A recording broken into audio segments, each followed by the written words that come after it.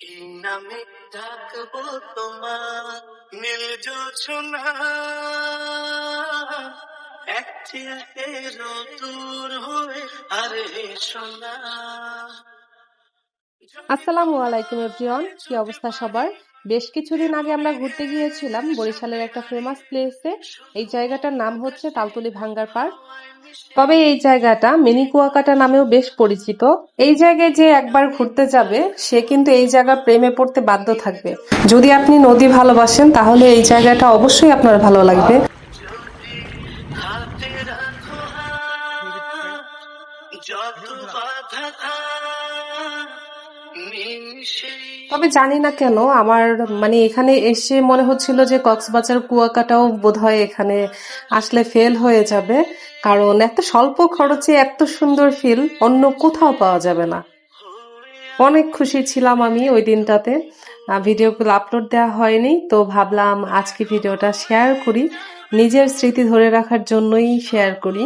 আপনাদের কাছে ভালো লাগলে তাহলে তো সেটা আমার একটা এক্সট্রা পাওয়া। আমরা বরিশাল ছেড়ে চলে এসেছি এখন। আমরা যখন বরিশালে ছিলাম তখন এই জায়গায় ঘুরতে গিয়েছিলাম, এখন তো ঢাকায় চলে এসেছি। না, সুন্দর হয়নি। ভালো লাগছে এটা সুখ সাগর একটু সুন্দর হয়নি। এটা সুন্দর হয়েছে যাবে ভেসে। ম্যাডাম আমার ইচ্ছা আছে এই জায়গাটায় আমি আরেকবার যাব, সেটা রাতের বেলায়। রাতের ভিউটা কেমন হয় সেটা দেখার আমার খুব ইচ্ছা, তো সেজন্য হলেও বরিশালে আবার যাব। এই জায়গাটার প্রেমে আমি একদম পড়ে গেছি, এতে কোনো ভুল নাই।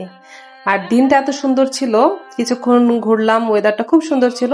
তারপরে বৃষ্টি চলে আসছে, আমরা এখানে খেতে বসছিলাম, বাট বৃষ্টির জন্য পরে এক জায়গায় দাঁড়িয়েছিলাম, এর মধ্যে বৃষ্টি থেমে গেছে 5 মিনিটের মধ্যে। তারপরে কিন্তু এই ভিউটাও খুব সুন্দর ছিল।